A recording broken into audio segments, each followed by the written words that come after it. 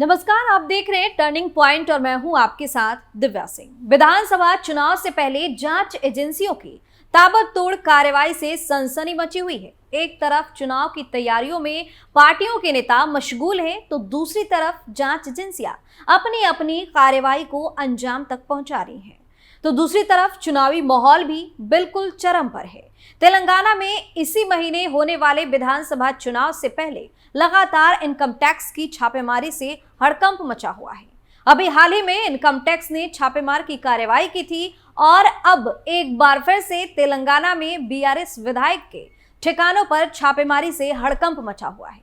क्या है पूरा मामला और कौन है वो विधायक जिनके ठिकानों पर छापेमारी से बवाल मचा हुआ है, पॉइंट टू पॉइंट आपको बताते हैं। तेलंगाना में इनकम टैक्स की छापेमारी, बीआरएस विधायक की बढ़ी मुश्किलें, चुनाव से पहले आईटी की रेड से हड़कंप, छापेमारी से बीआरएस पार्टी में खलबली। तेलंगाना में इसी महीने में विधानसभा चुनाव होने वाले हैं और चुनाव से पहले लगातार हो रही छापेमारी से पार्टियों की मुश्किलें बढ़ रही हैं।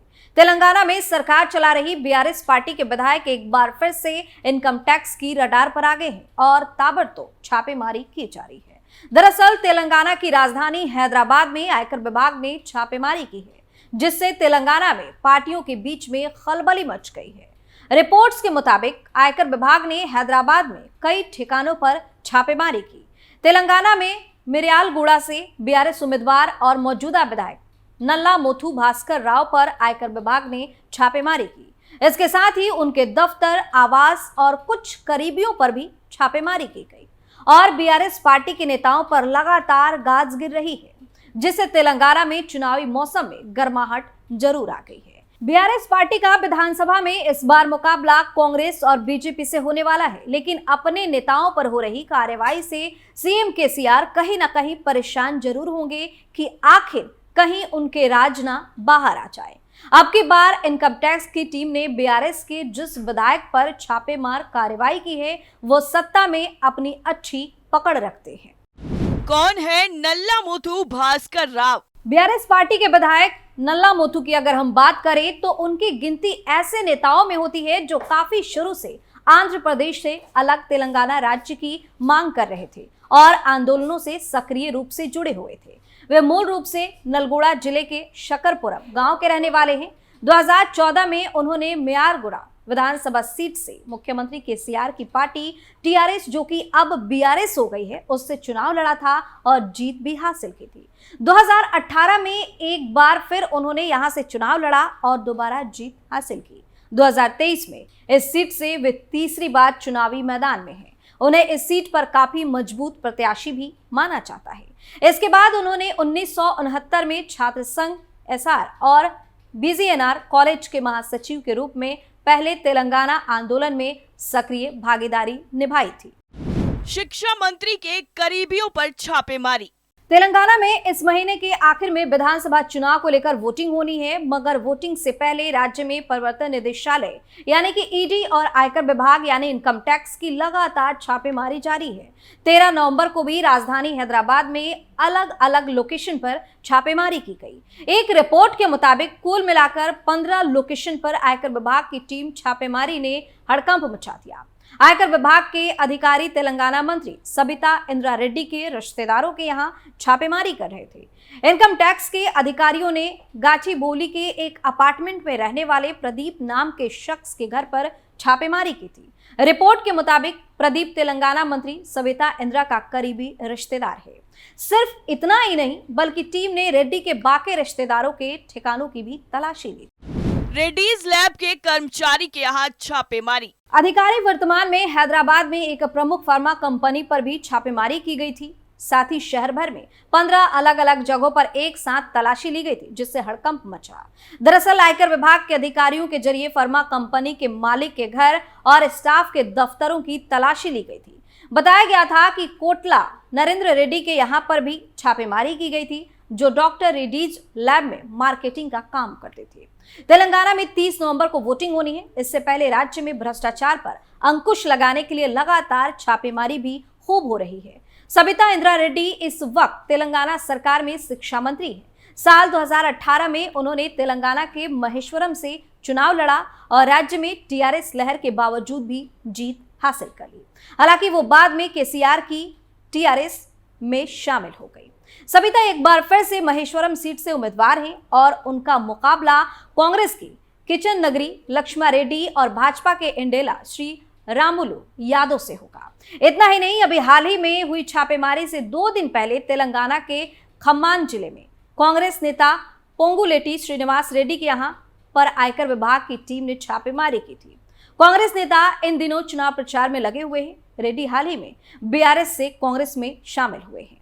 वे लोकसभा सदस्य भी रह चुके हैं, लेकिन चुनाव के दौरान किसी भी तरह की गड़बड़ ना हो और अपराध पर लगाम लगी रहे, इसके लिए लगातार इनकम टैक्स की छापेमारी भी चल रही है। आयकर विभाग को क्या-क्या मिला? 5 राज्यों में विधानसभा चुनाव है और इनकम टैक्स की छापेमारी कार्रवाई भी अलग अलग राज्यों में हो रही है, जिससे इनकम टैक्स के हाथों बहुत सारे सबूत और बहुत सारा खजाना भी लगा है। दरअसल अभी हाल ही में आयकर विभाग ने सरकारी ठेकेदारों के परिसरों में तलाशी और जब्ती का काम चलाया। ये छापे कुछ दिन पहले पड़े, लेकिन इसमें की गई जब्ती को लेकर पहली बार आधिकारिक खुलासा भी अभी हाल ही में किया गया।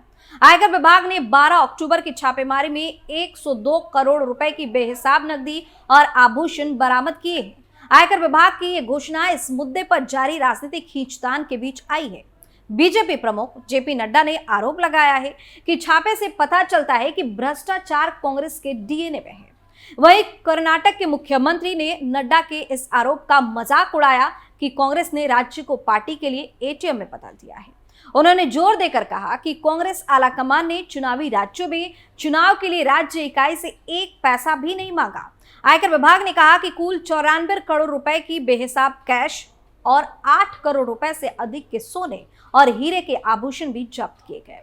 पहली बार जानकारी देते हुए आयकर विभाग ने कहा कि ऑपरेशन ने 4 राज्यों कर्नाटक, आंध्र प्रदेश, तेलंगाना और दिल्ली में सरकारी ठेकेदारों, रियल एस्टेट डेवलपर्स और उनके सहयोगियों को टारगेट किया गया। आयकर विभाग ने कहा कि 55 परिसरों का निरीक्षण भी किया गया। जांच में भौतिक और डिजिटल दोनों दस्तावेजों में पर्याप्त मात्रा में सबूत भी मिले। ठेकेदारों ने कथित तौर पर फर्जी खरीद, उप ठेकेदारों के साथ व्यय दावों और अयोग्य खर्चों को जमा करने के माध्यम से खर्चों को बढ़ा चढ़ाकर कम आय दिखाया।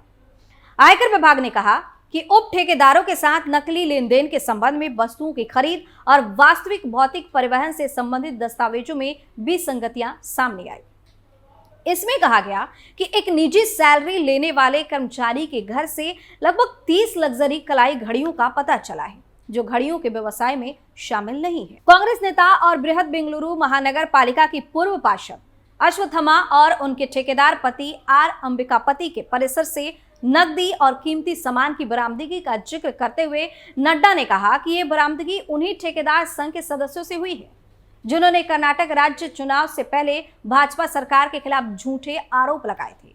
अंबिकापति कर्नाटक राज्य ठेकेदार संघ के उपाध्यक्ष हैं, जिन्होंने पिछली बासवराज मुंबई सरकार पर सभी परियोजनाओं पर 40% कमीशन लेने का आरोप लगाया था। बीजेपी प्रमुख ने कहा कि कर्नाटक के लोगों को मजाक बनाया गया है।